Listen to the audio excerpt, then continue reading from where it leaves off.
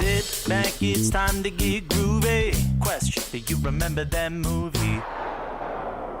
Welcome back to Remember That Movie. I am the third Alejandro Rosa on IMDb. And I am Steve Johnston, and I am not on IMDb. And we are back with another episode and another movie. This particular episode is going to be kind of weird because we picked this episode mostly for a guest who ended up not being available. So then we had to change the entire setup of this episode. I'll give you an example. I picked this movie. Steve did not. Typically, the person who picks it does all the research and all of that. But not having a guest, we had to switch it up a bit, and we'll explain why in a minute. So, Steve, this is sort of becoming your episode, so I'm going to pass it over to you. What is this episode? This episode, you picked the 1982 animated feature, The Last Unicorn. We're breaking an unwritten rule that we had, because we've never done two animated features back to back. Not for any particular reason, other than I think we both looked at our lists and realized there aren't that many cartoons on there, so we want to spread them out. So when you announced this at the end of the last episode, I was tickled a little bit. And then the more I thought about it, the more amusing it was. I actually ended up laughing out loud because we're doing two animated features back to back. They are both based on fantasy novels. That's true. They are both animated by the production company Rankin and Bass. I think we knew that. They have the same character designer and by the same Japanese studio. So if the two look kind of similar at times, there is a very good reason for that. Okay, we did not know all of that. Well, I didn't know all of that going into it. I knew that this was Rankin and Bass. I did not realize until digging in a little that it was the same animation studio. And then it was not until the closing credits that I caught the name of the character designer and realized, oh, it's the same guy. There's a reason that these people look very similar to, the people we were discussing last episode. I would love to know, what is your history with it, if any? Because you said, as you pointed out, we picked this for a fan. So had you seen this before? I asked Steve to do all the research on this film after I confirmed that he had a history with it and had seen it, because I have never watched The Last Unicorn, nor have I read the book. I knew nothing about it except that it's an animated film and that it's very famous, and that was it. That is my backstory on this film. I went in, I watched it yesterday, and I was blind, going in blind. Like, I didn't know anything. So what about you? I am kind of the opposite of you. I was very familiar with this title. This was a frequent rental from the little mom and pop VHS rental store that we used to frequent when I was a youngster. Had not watched it in quite some time. And then 2 or 3 years ago, I decided, you know what? I'm going to read the book, and I'm going to see if I can find it streaming somewhere. This is one of those movies that sort of highlighted the problem with streaming services to me, in that there was something that I wanted to watch, and no one had it at the time. And I very quickly learned, you just got to wait, and it'll come in, it'll cycle through eventually.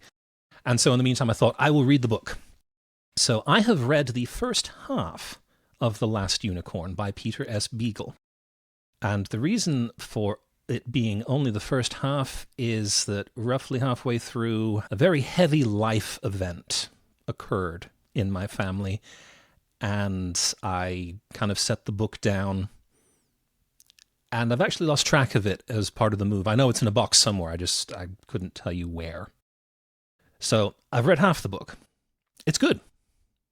I'm assuming the second half is just as good. I look forward to finishing it someday. So I had seen this before, as I said, several times.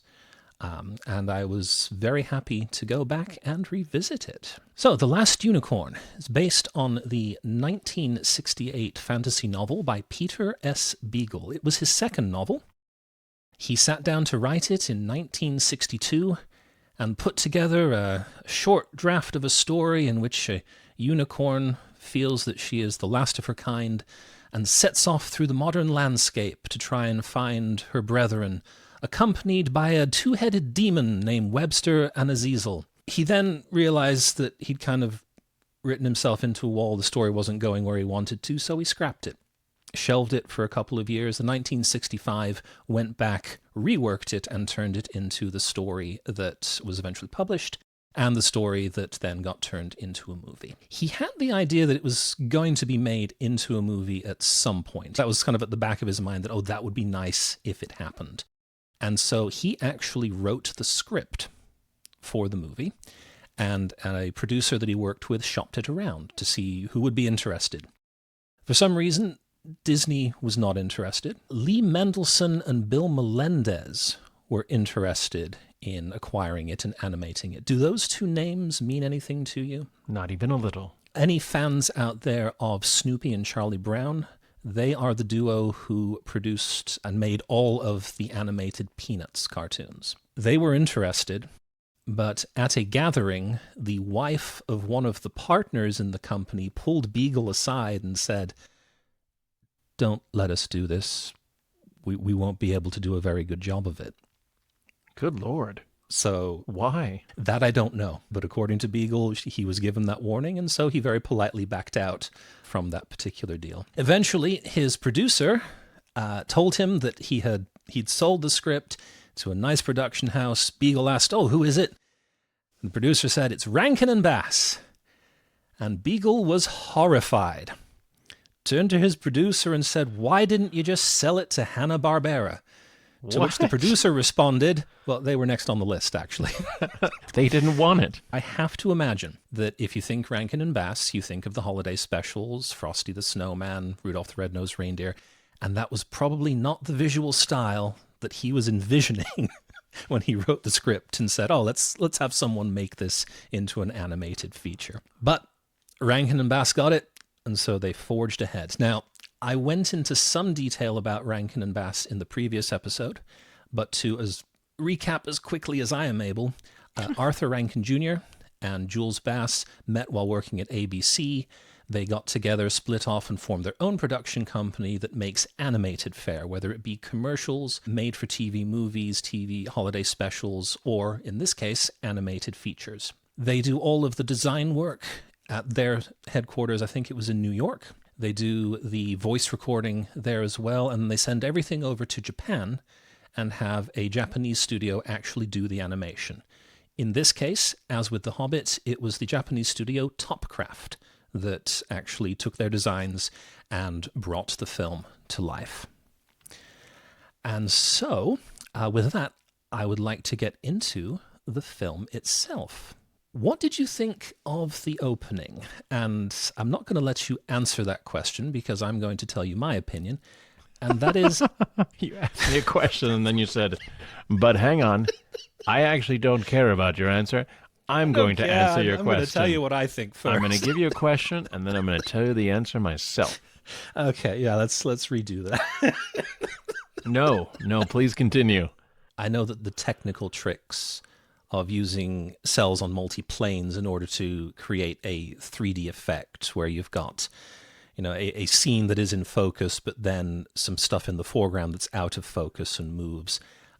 That's been done for decades. I want to say Snow White was using that sort of approach in their animation. But it is still very beautiful, I think. I thought the introduction to the forest at the beginning, with the music written by Jimmy Webb, whom we'll talk about in just a second, very beautiful. Classically animated. I very much liked it. Well, anybody who's actually listened to us talk about animated films would know that you like classical animation. You love this stuff. Yeah. We've seen films around this time period before, and I agree with you. Beautiful animation to start. Establishing the forest was gorgeous. I did laugh because it was like there was like a couple of lines, and then it was like, boom, let's do some music. And more music. It reminded me a little of some of the other films we've watched, particularly our Watership Down because it had those moments where it was Art Garfunkel, right? Oh, yes, that's right. Yeah, and The suddenly strange song in the middle. There's a Yeah. strange song in the middle. Now, I'm not saying that this one has that, but it definitely had that feel of like, okay, and now here's the established music people to play some music for us. Yeah, but all of it is quite beautiful, in my opinion. It is. It is. I'm not taking it away. I just thought it was very funny because I kept writing music. Music. More music. It was like Watership Down, but like on steroids. Now, I don't remember if the butterfly arrives before or after the opening credits. The singing butterfly was surprising and amusing. This is one of my little complaints about the movie. You have these beautiful establishing shots of sort of your standard European fantasy setting. And then you've got this butterfly that comes in and he is singing what sounds like college fight songs. And he sings, "Won't You Come Home, Bill Bailey," at one point. It's like, my disbelief was willingly suspended a moment ago, but then this guy comes in and just kind of pinches you awake. He kind of pulled me out for just a moment with a couple of the lines that he had. We are introduced to the unicorn, voiced by Golden Globe winner Mia Farrow, actress of some great fame. I'm assuming you are familiar with at least some of her works. I am familiar with Mia Farrow. It's such a weird voice. There's something very ghostly about it. It has kind of an ethereal quality to it, doesn't it? That's probably what they meant instead of ghostly. They probably thought it's going to be ethereal, and some idiot years later will go, "It sounds like a ghost." But yes, it was a little weird to start with. I just thought, whoa, that's okay. All right, Mia Farrow, that's what we're going with. Cool. That's a little odd, which is fine because the character's ethereal.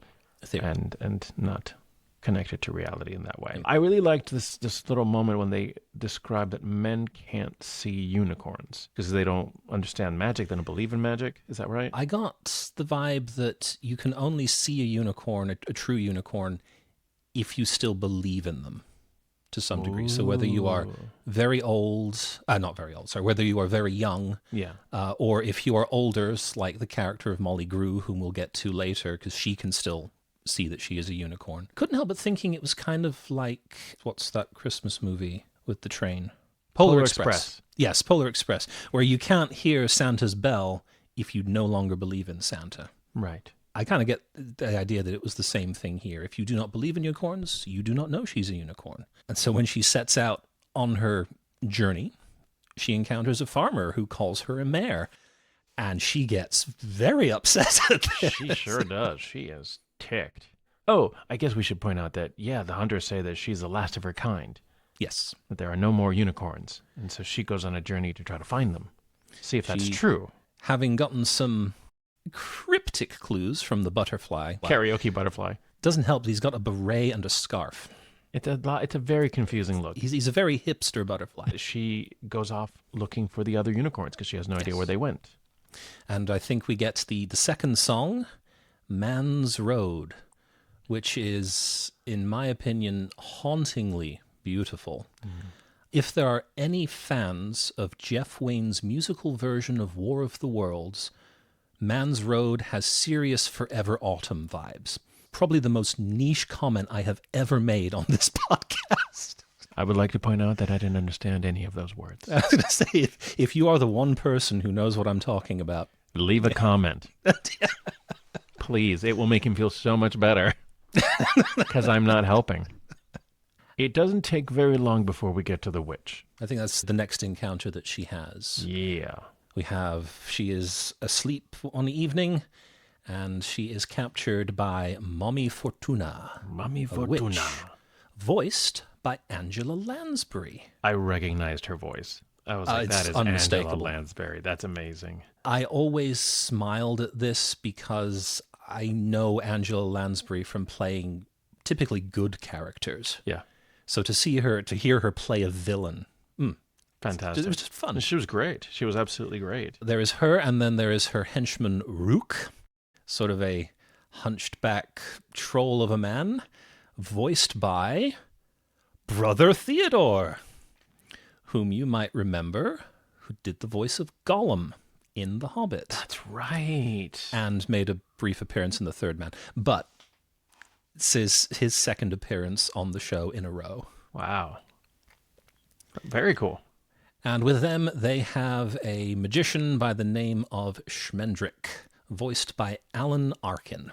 It's very surreal to listen to Alan Arkin's voice in this because I am younger than Alan Arkin, so I'm used to older Alan Arkin's voice. I snapped to Little Miss Sunshine. Like, it still sounds like him, Yes. but it almost sounds like, an AI version of Alan Arkin because it doesn't sound quite right.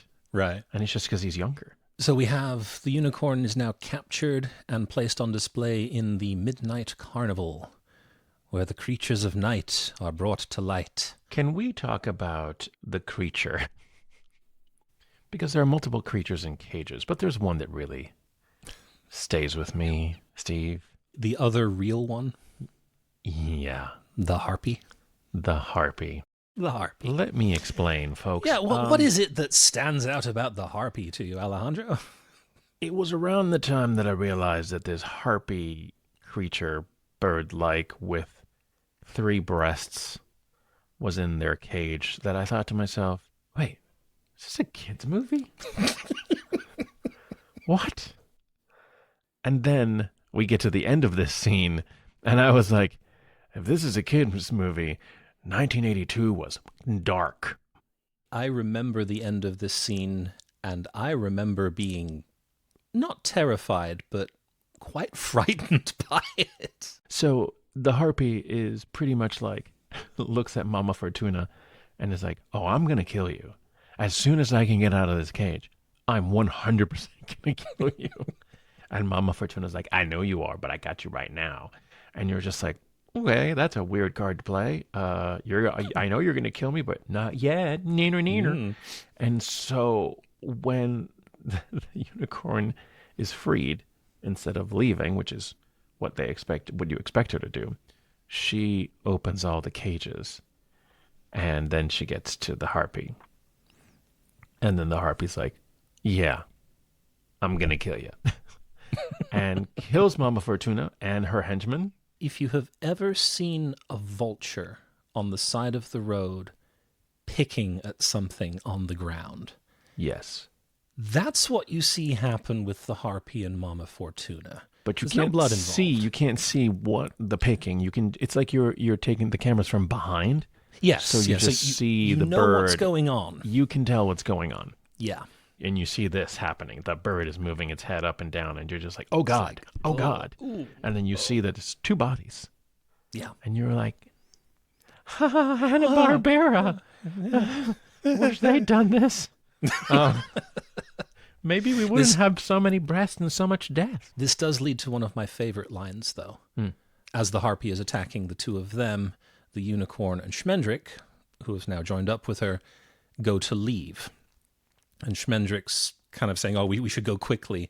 And the unicorn says, no, walk. Never run from anything immortal. It attracts their attention. I like that. I enjoyed that little tiny thing. Yes. It almost made me forget about the eating of the people and the breasts. We encounter the kind of Robin Hood-esque crew. Yes, Captain Cully. And I loved the fact that they know who Robin Hood is. Yes. And that he is a myth in this world, just like, in our world. And that he's the real deal. And everyone's kind of miserable in his group. They're having like rat stew, but it's like the 3rd time they've used the rat. rat. I wish she'd use a different rat each time. It's like, what? And then Schmendrick arrives, having been captured, and Cully says, put some more water in the stew. We've got a guest. And then there is the second line. Just pulls me out of my immersion in the plot. Okay.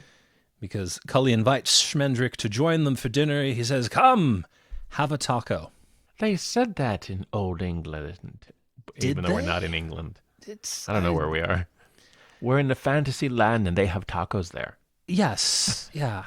They've got tacos and a 3-day-old rat watered down stew. Where'd the tacos come from? I don't know. Anyway. Yes, So. agreed.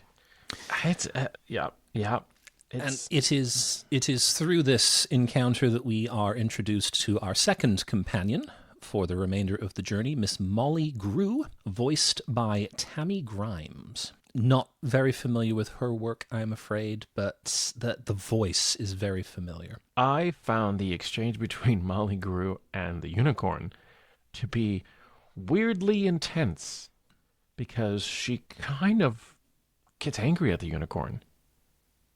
She looks at her and she goes, I was waiting all my life to meet you. Why didn't you come to me when I was young, when I was a young maiden? And why now? And I'm just like, whoa, this got real personal real fast. It's like, okay. And then she's like, okay, I'll help you. I'll be a part of it. That is okay. I don't think we've explicitly mentioned that this quest is taking them to the kingdom of King Haggard, because that is where the Red Bull resides, and it is Red Bull that has driven the unicorns from the land. Yes. And they're trying to figure out what exactly happened to them. Where are they? Can they come back? Things of that nature. And we don't know what the Red Bull is. No. Until we meet the Red Bull. And it's literally a Red Bull. Bull. And here is the other moment where I went, what rating does this film have?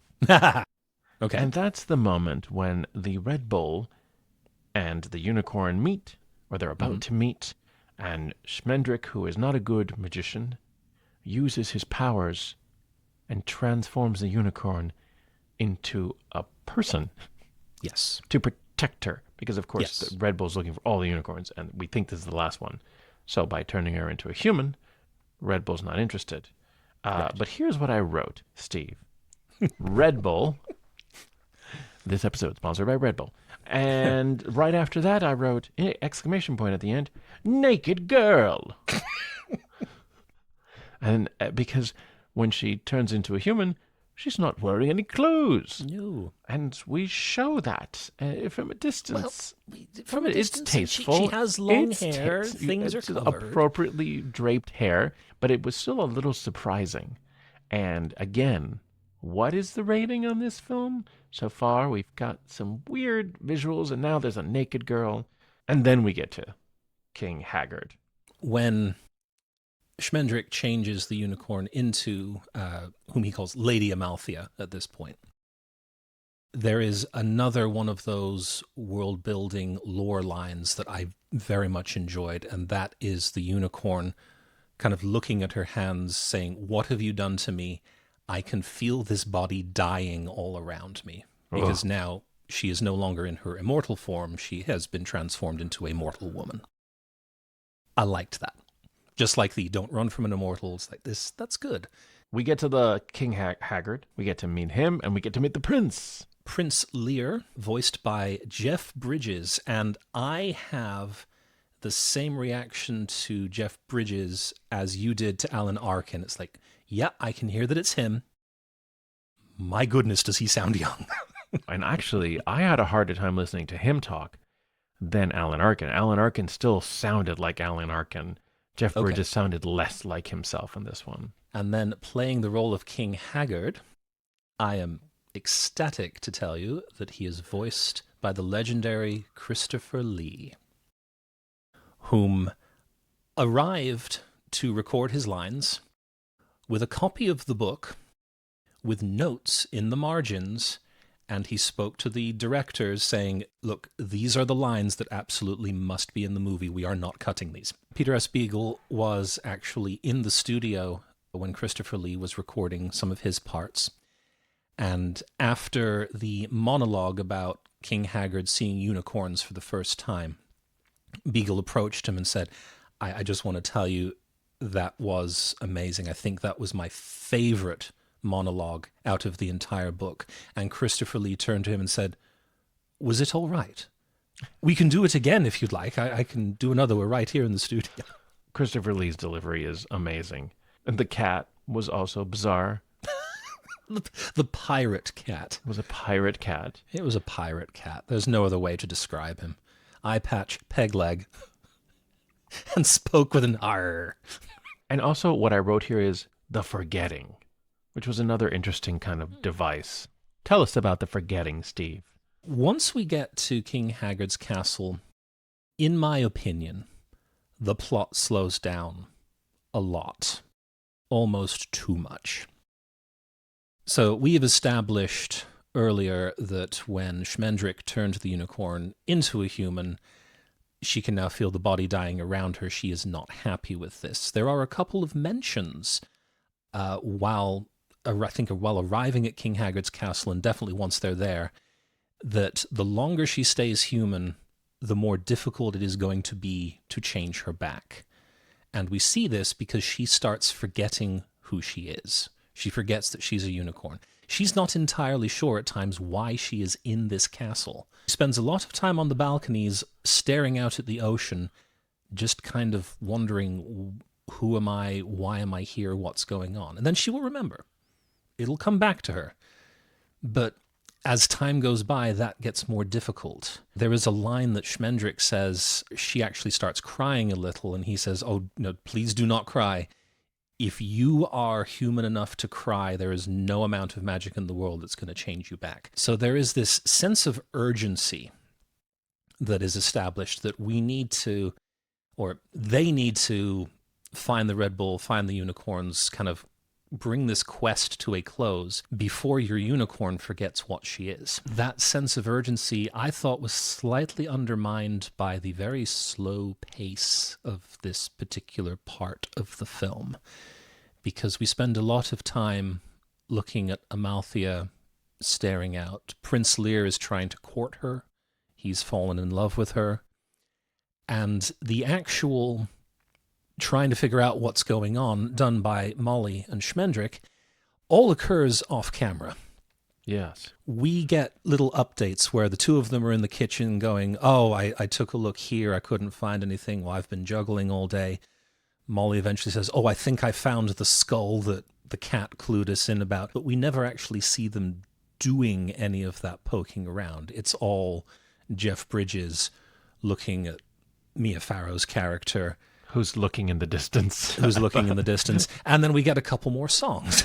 There is a scene that takes place in the balcony with King Haggard that is so freaking weird and bizarre, but quite possibly one of the best scenes. He has this conversation with her, seems to know who she is, seems to know what she is, but then actually starts stating, like, I think like the magic is being like leaving your eyes. You have almost as a blank of a stare as Prince Lear. When they first meet, Haggard looks into her eyes and does not see his reflection. He actually sees a forest scene from her forest back at the beginning. And he questions this, like, why do I not see myself in your eyes? And then at this scene, he looks into her eyes and yeah, he sees himself.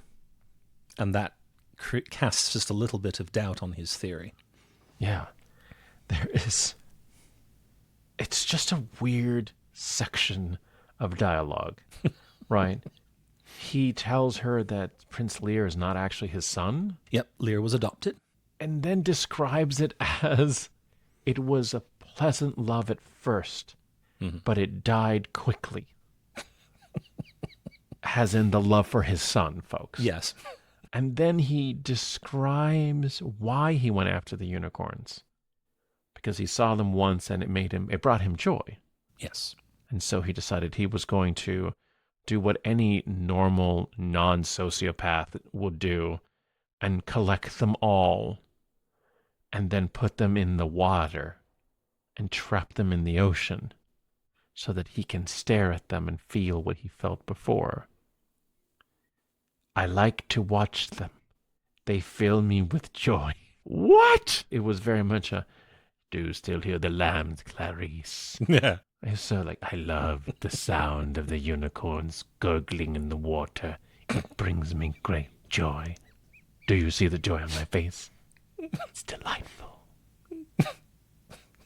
I want to put you in the water. And I was like, okay, this is like the creepiest thing ever. And again... When you say it like that... Well, he said it like that. It was Christopher Lee, okay? It wasn't like Nathan Lane, you know? I can see what's happening. You know, it's Christopher Lee's voice. So we get to what I have to point out is a weird but hilarious scene with the skeleton cat or something. He's just a regular skeleton with a crown who hangs out at the top of a pillar. I wrote laughing skeleton. Voiced by, and I'm hoping I'm pronouncing his last name correctly, René Auberjonois. If you have ever watched Star Trek Deep Space Nine, Constable Odo, also voiced Chef Louis in the animated Little Mermaid. I used to know that song every word. May have watched that movie way too many times. It's a good one, though. It's got problems, but it's fun. The skeleton scene is the second... I think it's the second scene that I recall very vividly from when I watched this when I was younger. Yeah. Just because it was kind of weird. And I was intrigued by the whole concept of, here is an empty bottle, but I've said that there's wine in it, and therefore the skeleton is quite happy to drink out of it and declare that it's delicious. Yes, because he can't drink because he's a skeleton. Right. But he can, what did he say? It's like, he can remember. That's it, yes. And it was really fun. They finally make their way into the Red Bull zone. Red Bull. And then they're like, oh no, they're going to get us. And the bull knows. The Red Bull knows she's really a unicorn. He's going to get her. And so our wonderful magician is like, no, wait, I have to quickly turn her into a horse again. By horse, I mean unicorn. And it's another moment where it's like, I'm using my magic. She's naked again. And then she's a unicorn. And I was like, we really couldn't skip the naked part. You couldn't just go straight to... They couldn't just jump over to the unit. Is there any children in the audience? Just checking. You don't see anything. I understand, but I don't understand, which is clearly why I bring it up. What do you have against cartoon skin, my friend? And so they get in there, and the unicorn turns back into a unicorn, and then the unicorn's being chased by the Red Bull. And then, please, Steve, explain to me this scene. Because, of course, the humans are there, the magician, Molly, the prince, and they're like, we got to do something. That's what heroes are for. And he goes, yes, that's what heroes do. And so he runs out and stands in front of the giant Red Bull. And then the Red Bull pretty much kills him. And at that point, I also thought, oh my God, did we just kill a prince in this animated film? It makes no sense. This was my problem with this particular scene, because we have seen him go off and do princely things. During a montage when he's trying to woo Amalthea, we see him face and behead a dragon. He brings the dragon's head back to her, thinking it will make her happy. That's like third date material, folks. It's like, it led to a note somewhere. It's like, oh yes, showing an immortal unicorn, the head of another immortal creature. This is going to go well. So we know he can fight, and yet at this scene, he is without his sword. I don't recall why. There is a reason for it. And all he does is basically stand in front of the bull, as you say, going, stop! And it doesn't work. And then magic happens, and the unicorn is like, hold on, I'm an eternal being. And I'm kind of pissed, because you killed this guy. You killed this guy that I vaguely remember being in love with, maybe. So she attacks, and then in the process, everyone goes, look. And then we see the ocean, and then the ocean starts morphing into what I will say will haunt my nightmares, which is a wave of unicorns. Caps of the waves are no longer like foam and spray. No, they're all unicorn heads. Terrifying. I thought that was kind of cool myself. It can be both. It can be both cool and terrifying. A unique visual. How it makes you feel is entirely up to you. They come out, and they're free. The bull is resigned and walks into the water. Not to make light, but the way it looks is like, I think I'll just drown myself.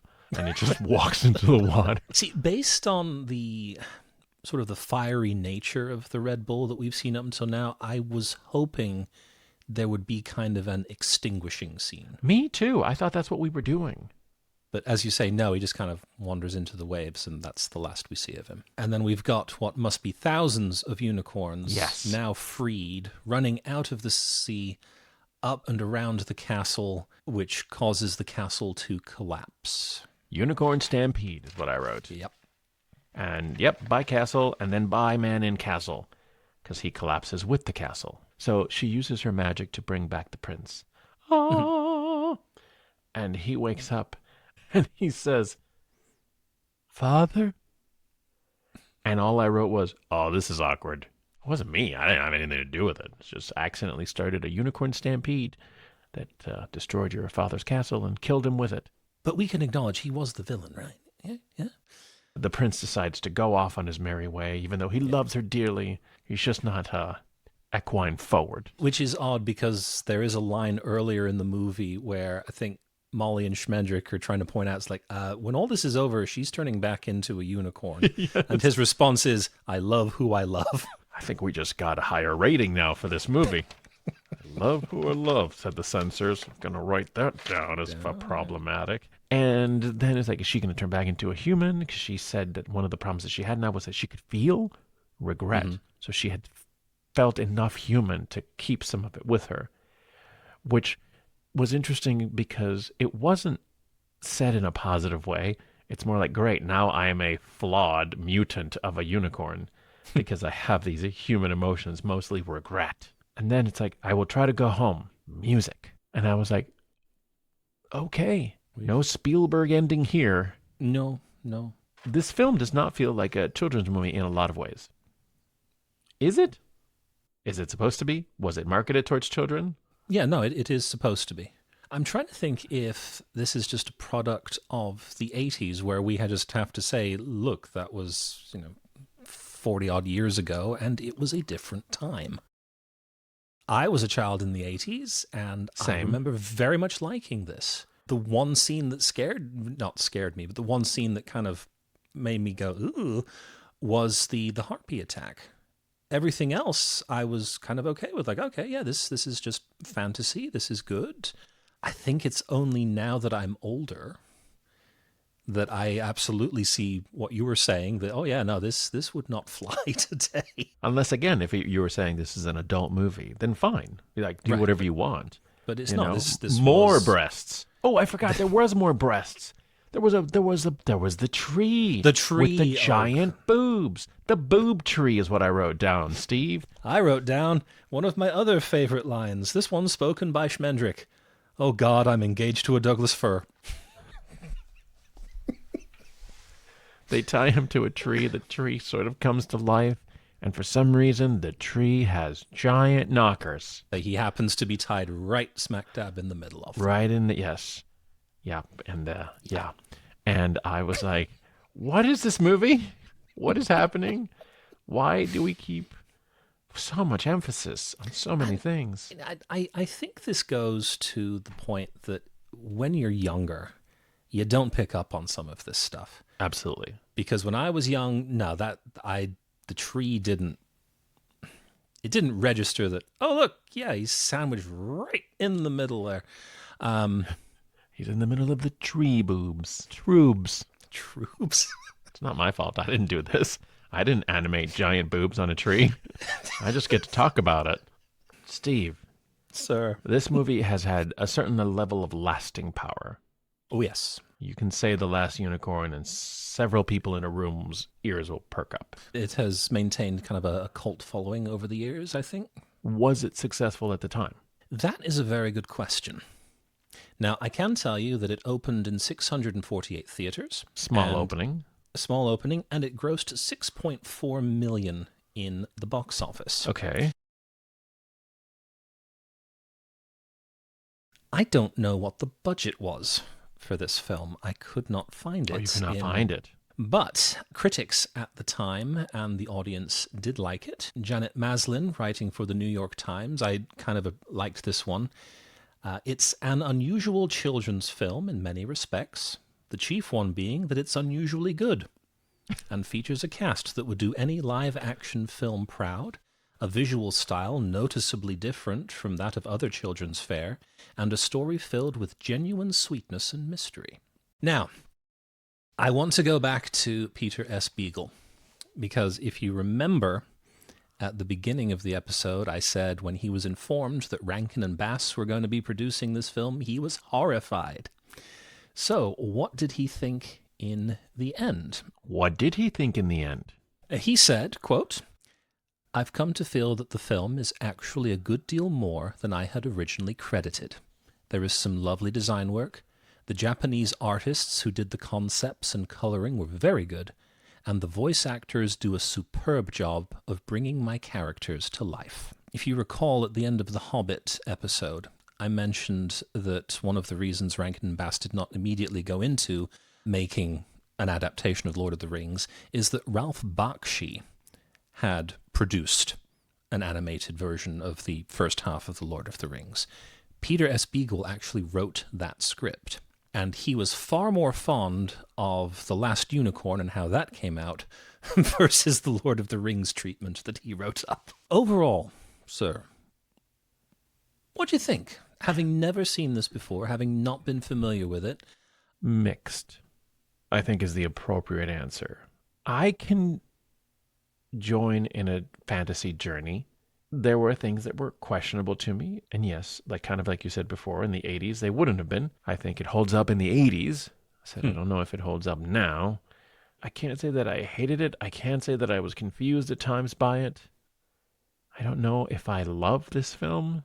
I'm somewhere in the middle. I don't hate it, but I don't love it. You saw it a couple of years ago after a long absence, and then you saw it, 2 weeks ago. Your description seems to say, I love it. Is that accurate? Yes, though there is an asterisk after that, because I think it relies heavily on nostalgia for me. Because I had seen this many times when I was younger and very much enjoyed it, I was kind of predisposed to liking it now. It does have flaws, hence the asterisk, because there are those couple of lines that kind of pull me out of the story.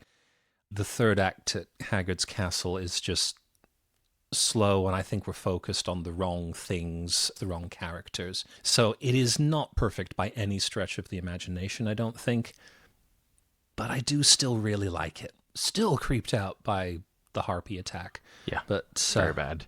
Even more creeped out by the Harpy's design now than when I was younger. Just put it right there next to the wave of unicorns on my nightmare film reel. So there you go, folks. That's kind of our mixed review. Is it great or is it nostalgia? Is it okay or is it problematic? God, you tell us. Actually, I think this is a good one for anybody who wants to leave a comment. Please. Some of you are really good at leaving comments and telling us about your personal experiences, which we love. Now, despite you having done all the work for this particular episode, because it was my choice, that means that the next one is your choice. So I would like to take us to 1992 for a bit of a thriller with some comedic elements thrown in. And I think we are going to watch Sneakers. Thank you so much for listening or watching.